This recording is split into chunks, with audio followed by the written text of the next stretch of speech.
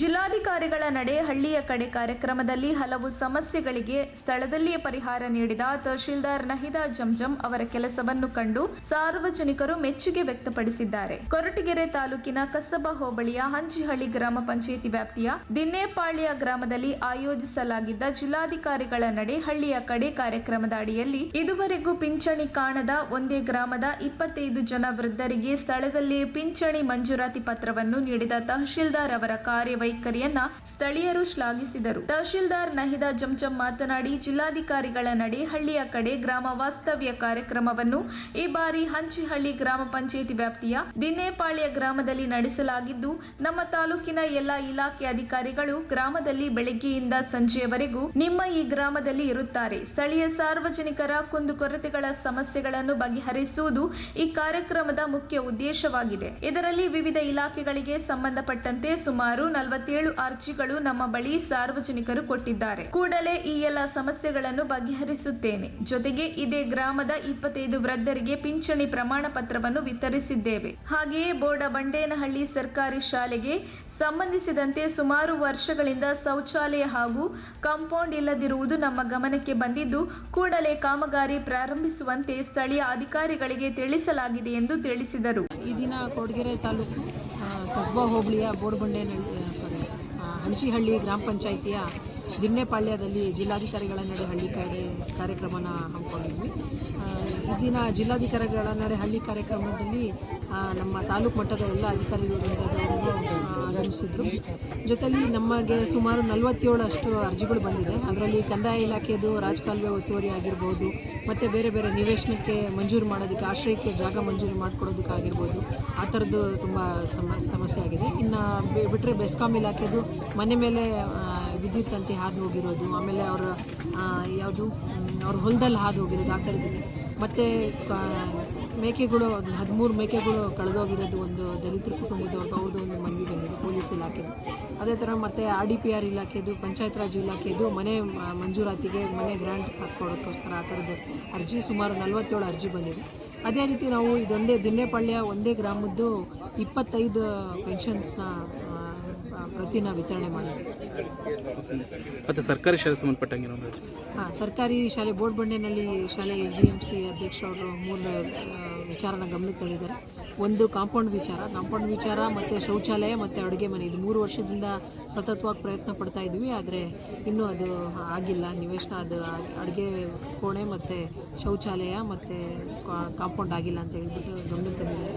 ಈಗ ಆಲ್ರೆಡಿ ಅವರು ಹೇಳಿದ್ದಾರೆ, ನಾಳೆಯಿಂದನೇ ಅದು ವರ್ಕ್ ಸ್ಟಾರ್ಟ್ ಆಗುತ್ತೆ. ಬೋಡಬಂಡೇನಹಳ್ಳಿ ಸರ್ಕಾರಿ ಶಾಲೆಯ SDMC ಅಧ್ಯಕ್ಷ ಹರೀಶ್ ಬಾಬು ಮಾತನಾಡಿ, ಅನೇಕ ವರ್ಷಗಳಿಂದ ನಮ್ಮ ಶಾಲೆಯ ಮಕ್ಕಳಿಗೆ ಶೌಚಾಲಯಗಳು ಇಲ್ಲದಿರುವ ಕಾರಣ ಬಯಲಿಗೆ ಹೋಗಿ ಬರುತ್ತಿರುವ ಮಕ್ಕಳ ಜವಾಬ್ದಾರಿ ಯಾರು ತೆಗೆದುಕೊಳ್ಳುತ್ತಾರೆ. ಆದ್ದರಿಂದ ಸಂಬಂಧಪಟ್ಟ ಅಧಿಕಾರಿಗಳು ಕೂಡಲೇ ಶೌಚಾಲಯ ಹಾಗೂ ಕಾಂಪೌಂಡ್ ವ್ಯವಸ್ಥೆ ಕಲ್ಪಿಸಿಕೊಡಬೇಕು ಎಂದು ಒತ್ತಾಯಿಸಿದರು. ನಂತರ ತಾಲೂಕು ಪಂಚಾಯಿತಿ ಕಾರ್ಯನಿರ್ವಾಹಕ ಅಧಿಕಾರಿ ದೊಡ್ಡ ಸಿದ್ದಯ್ಯ ಮಾತನಾಡಿ, ಬೋಡಬಂಡೇನಹಳ್ಳಿ ಸರ್ಕಾರಿ ಶಾಲೆ ಸೇರಿದಂತೆ ಇನ್ನುಳಿದ ತಾಲೂಕಿನ ಯಾವುದೇ ಸರ್ಕಾರಿ ಶಾಲೆಗಳಲ್ಲಿ ಶೌಚಾಲಯಗಳು ಹಾಗೂ ಕಾಂಪೌಂಡ್ ಸರಿಯಾಗಿ ಇಲ್ಲದಿದ್ದರೆ ಕೂಡಲೇ ಸಂಬಂಧಪಟ್ಟ ಗ್ರಾಮ ಪಂಚಾಯಿತಿಗಳಲ್ಲಿ ಬರುವ ಅನುದಾನಗಳು ಅಥವಾ ನರೇಗಾ ಯೋಜನೆ ಅಡಿಯಲ್ಲಿ ಶಾಲೆಗಳಿಗೆ ಶೌಚಾಲಯ ಹಾಗೂ ಕಾಂಪೌಂಡ್ ವ್ಯವಸ್ಥೆಯನ್ನು ಸಂಬಂಧಪಟ್ಟ ಗ್ರಾಮ ಪಂಚಾಯಿತಿ ಅಧಿಕಾರಿಗಳು ಕೂಡಲೇ ನಿರ್ಮಿಸಿಕೊಡಬೇಕು ಎಂದು ತಿಳಿಸಿದರು. ಕಾರ್ಯಕ್ರಮದಲ್ಲಿ ತಾಲೂಕಿನ ಎಲ್ಲಾ ಇಲಾಖೆ ಅಧಿಕಾರಿಗಳು, ಗ್ರಾಮ ಪಂಚಾಯಿತಿಯ ಅಧಿಕಾರಿಗಳು, ಅಧ್ಯಕ್ಷರು, ಉಪಾಧ್ಯಕ್ಷರು, ಸದಸ್ಯರು ಸೇರಿದಂತೆ ಗ್ರಾಮಸ್ಥರು ಹಾಜರಿದ್ದರು.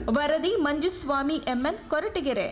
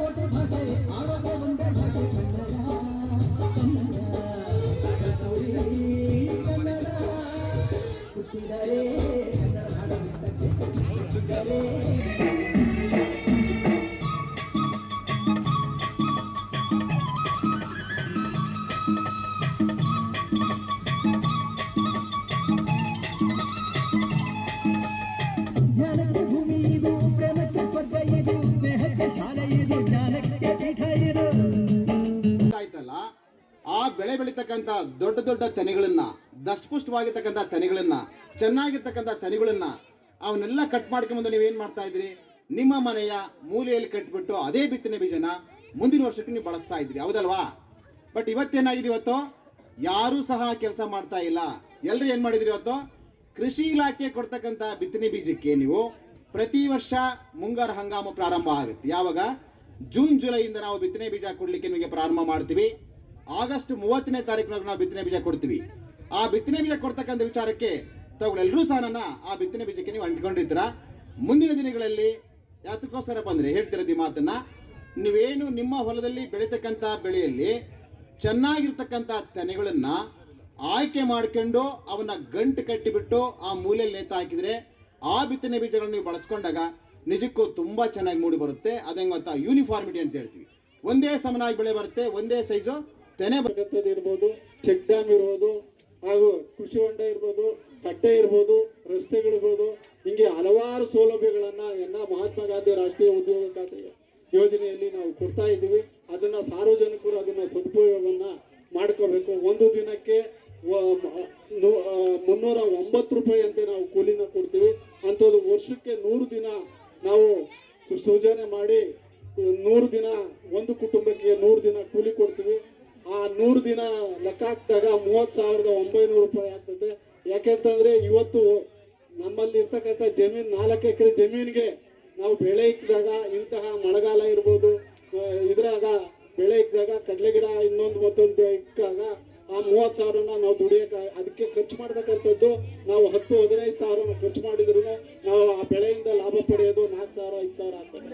ಇದರಿಂದ ನೀವು ತಮ್ಮ ಹೊಲಗಳಲ್ಲೇ ಏನು ಇವತ್ತು ಬದು ಇರ್ಬೋದು, ಇನ್ನಿತರ ಸಸಿಗಳನ್ನ ನಾಟಿ ಮಾಡ್ಕೊಂಡಿತ್ತು, ತಮ್ಮಗೆ 100 ದಿನಗಳನ್ನ ವರ್ಷಾಂತ್ಯದಲ್ಲಿ ನಾವು 100 ದಿನ ಕೂಲಿ ಕೊಡ್ತೀವಿ.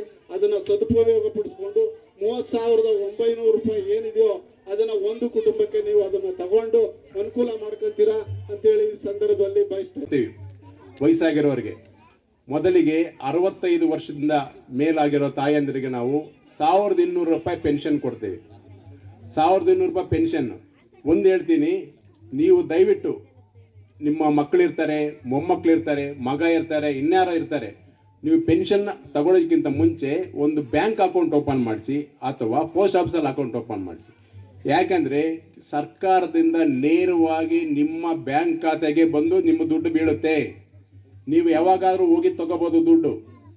ನೀವು ಪೋಸ್ಟ್ ಮ್ಯಾನ್ ಕಾಯ್ಕೊಂಡು ಕೂತ್ಕೊಂಡಿದ್ರೆ ಅವರು ಒಂದೊಂದು ಸಾರಿ ಬರೋದು ಲೇಟ್ ಆಗ್ಬೋದು, ಅಥವಾ ಅವ್ರನ್ನೇ ಕಾಯ್ಕೊಂಡು ಕೂತ್ಕೊಂಡು ಇರೋಕ್ಕಾಗೋದಿಲ್ಲ. ಹಾಗಾಗಿ ನೀವು ಪಿಂಚಣಿ ತಗೊಳ್ಳಿ. ಇವತ್ತು ನಾವು ಹೇಳ್ತೀನಿ ಅದ್ರ ಬಗ್ಗೆ. ಈಗ ಪಿಂಚಣಿ ನಾವು 65 ವರ್ಷದ ಮೇಲ್ಪಟ್ಟ ತಾಯಂದರಿಗೆ 1,200 ರೂಪಾಯಿ ಪೆನ್ಷನ್ ನಾವು ಕೊಡ್ತೀವಿ ಸರ್ಕಾರದಿಂದ.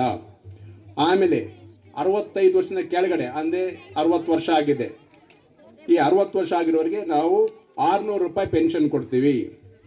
ಆಮೇಲೆ ಮತ್ತೆ ನಮ್ಮ ಗಂಡಂದಿರು ಮೃತರಾದಾಗ ಅವ್ರಿಗೂ ಕೂಡ ನಾವು 800 ರೂಪಾಯಿ ಪೆನ್ಷನ್ ಕೊಡ್ತೀವಿ. ಆಮೇಲೆ ಈ ಕೈ ಊನ ಆಗಿರುತ್ತೆ, ಕಾಲು ಊನ ಆಗಿರುತ್ತೆ, ಅಂಗವಿಕಲತೆ ಅಂತ ಇದ್ದೀವಿ. ಅದನ್ನು ಅವ್ರಿಗೆ ಜಾಸ್ತಿ ಅಂಗವಿಕಲತೆ ಏನು, ಕೈ ಕಾಲು ಅವ್ರಿಗೆ ಎತ್ತಕ್ಕೆ